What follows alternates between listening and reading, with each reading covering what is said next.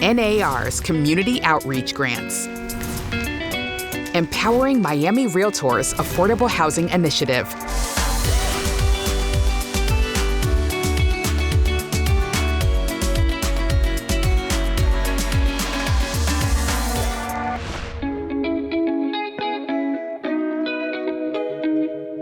The big light bulb went off when I was driving into the office one day. I see what I refer to as the container graveyard. It's just stacks and piles of containers. And I thought, why can't we use that to repurpose it into housing and address some of the affordability issues that we're having here in South Florida?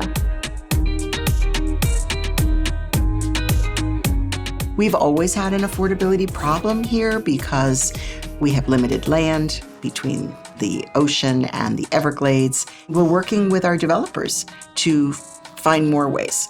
Anything creative that we can do to increase the supply, to reduce the demand, and hopefully bring some of these prices into reality. It's terrible. I mean, a 2-bedroom, 1-bathroom house here is probably selling for $450,000, and this community has long had a need for affordable housing. Advocating for affordable housing is one of the Miami Association of Realtors' top initiatives. You make a great point, Jack. We talked about adaptive reuse, which is using commercial buildings and converting them to residential housing. We talked about the container home concept, teacher housing on schools, building housing on parking garages. What we decided to do is build this container home prototype to tell our story.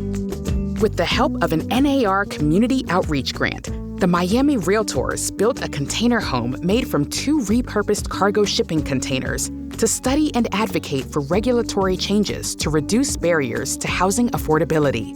It took 6 years for us to finish this project, from the time that it was a concept to the time that we finally sold it to the homeowner. The battleground of affordable housing is going to happen in the zoning and planning departments in all of our cities throughout the country. The first battle, finding land in densely developed Miami-Dade County. I did a public records request and we got a list of all the surplus lots. The parcel that we identified, it was taken through eminent domain back in the 1970s. It had high visibility. It was on a corner lot and we wanted to make sure everyone could see it. The idea that the Miami Association of Realtors brought to us, which was creating an affordable home, a container home on a non-conforming lot, that really laid the foundation to the city revisiting all lots that were non-conforming. Getting land transferred out of a county to a nonprofit is quite a challenge. One of the ways that made it easier was to explain to them that it would be used for an affordable housing purpose and not cost the government any money. In fact, the land was actually costing the taxpayers. With the land gifted, planning was underway. What the Miami Realtors did not expect were all the roadblocks along the way. Luckily, Jack Levine, an engineer and general contractor, was on the team. The biggest challenge was educating government authorities on what this is. This is not a manufactured home. This is not a mobile home. This is a home that was site-built. What we learned is that there were a lot of rules and guidelines within the zoning code, within the planning department, that just made it a lot more expensive of a project than originally thought. Some of the roadblocks that we had, what they call junior review committees, which is the Environmental Review and Preservation Board. They wanted us to put $25,000 worth of landscaping on a project, but not only that, not only the dollar amount, but also the process taking us 11 months to get through the governmental the steps. And this is even before pulling a permit. It's absurd.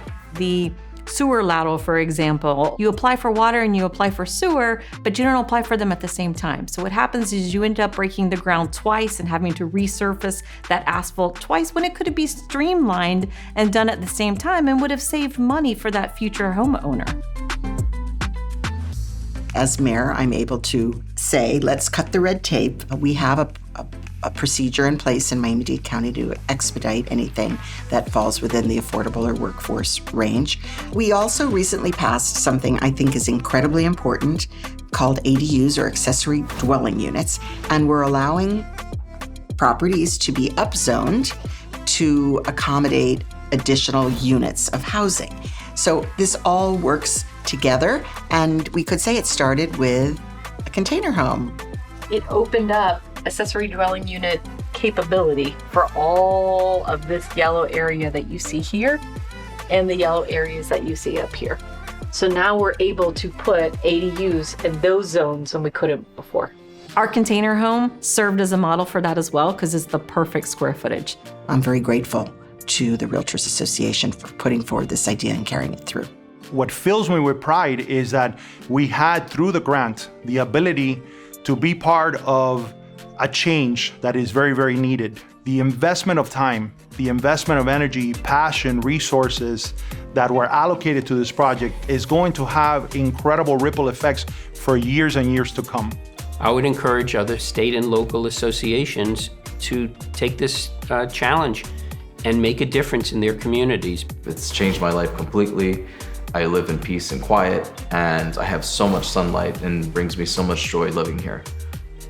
Elvis qualified under HUD's first-time homebuyer assistance program and beat out multiple bids, purchasing the home for $160,000. It feels as if I won the lottery. I would imagine for many Americans this would be a dream come true.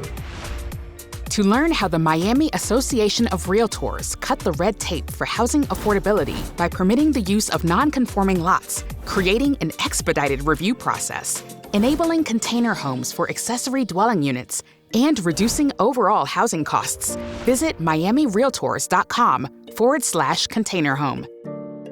And to learn more about NAR's community outreach grants, visit realtorparty.realtor/community outreach.